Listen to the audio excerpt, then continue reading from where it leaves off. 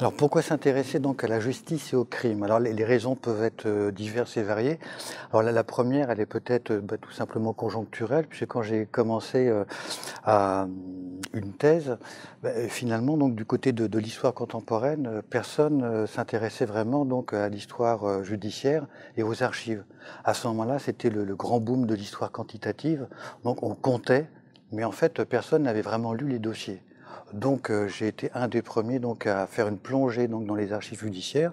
Et à l'époque, à Paris, il y avait un grand magasin qu'on appelait la Samaritaine, et la publicité, c'était de dire qu'on trouvait tout dans la Samaritaine. Eh bien, les archives judiciaires, c'était exactement la même chose. On pouvait s'intéresser aux affaires criminelles, aux viols, mais on peut aussi très bien s'intéresser à la vie quotidienne. On peut aussi trouver toutes sortes d'informations aussi sur le fonctionnement de la justice, sur et également au XIXe siècle, le contentieux le plus important, c'est celui du vol. C'est à peu près la moitié des dossiers. Et l'histoire du vol et des voleurs n'intéresse pas grand monde parce que c'est répétitif, c'est fastidieux. Et pourtant, c'est un véritable univers parce que on peut avoir des plans, par exemple, de l'agencement des intérieurs. On peut avoir des informations ou des renseignements sur le type de meubles, sur le type de tableaux, ou en tout cas de gravures qui peuvent être apposées sur les murs. Donc, c'est un vrai continent. Voilà, les archives judiciaires. Alors ça, c'est la première raison. La deuxième raison, c'est un petit peu comme tout le monde, c'est-à-dire que le crime, la violence, ça exerce une force de séduction, d'attractivité qui est assez forte. Alors pourquoi? Là, il faudrait évidemment aller regarder peut-être du côté des psychiatres et des psychanalystes ou des psychologues cliniques pour savoir, mais en gros, c'est vrai qu'on est quand même dans des sociétés protégées. Depuis 2 siècles, les violences interpersonnelles sont en décroissance. Et en fait, c'est très rare que quelqu'un ait une expérience directe avec le crime ou la violence. Et comme ça se retire, évidemment, c'est beaucoup plus intéressant. Si on le vivait au quotidien, si on était au Brésil, on ne serait pas forcément aussi passionné par les affaires criminelles. Le crime, c'est le fait divers et c'est aussi une fenêtre ouverte sur la société.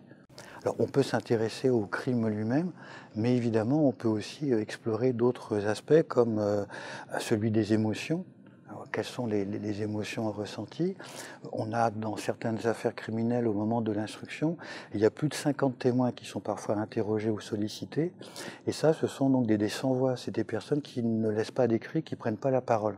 Alors parfois ça peut sembler un petit peu grotesque, quelqu'un qui a dérobé une vache, qui a dissimulé la vache dans sa cuisine, qui se met à mugir, donc évidemment il a du mal à dire qu'il a des troubles d'estomac, enfin ce genre de choses, voilà. Mais en dehors de ces aspects peut-être plus comiques ou plus anecdotiques, le fait divers ou le crime n'est jamais vraiment anecdotique, puisque c'est vraiment une fenêtre ouverte sur la société, sur les rapports sociaux, les rapports de sexe, sur les dominations, sur les sociétés rurales et villageoises qui ont disparu en gros à partir des années 1930, où c'est un lent déclin. Et là, on a accès donc à un matériau qui est vraiment donc considérable. Et puis évidemment, l'autre élément aussi sans doute qui intéresse également aujourd'hui la plupart des gens, ça commence au 19e siècle, où les premiers romans que l'on propose, c'est des romans qui sont centrés donc plutôt sur la personnalité ou la psychologie du criminel. Et ce qui intéresse surtout, c'est l'enquête. Comment on fait pour trouver? Et encore aujourd'hui, au cinéma, dans les films, dans les feuilletons, dans les romans, c'est surtout ce qui intéresse les lecteurs. Et le fait de travailler comme ça sur le crime, c'est une façon aussi de mieux comprendre. Puisque là, évidemment, il y a des interrogations qui restent aujourd'hui irrésolues. C'est quand même la question du passage à l'acte.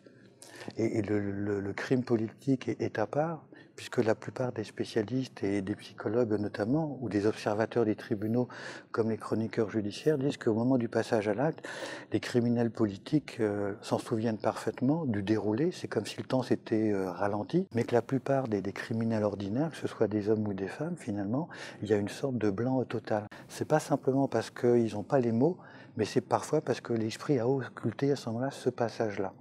Voilà. Et donc ça, évidemment, c'est quelque chose qui est assez mystérieux, puisque c'est la part sombre de l'humanité. Alors là, évidemment, c'est dans le cadre de crimes ou de violences interpersonnelles, mais on peut le trouver aussi, évidemment, dans d'autres registres, à d'autres échelles.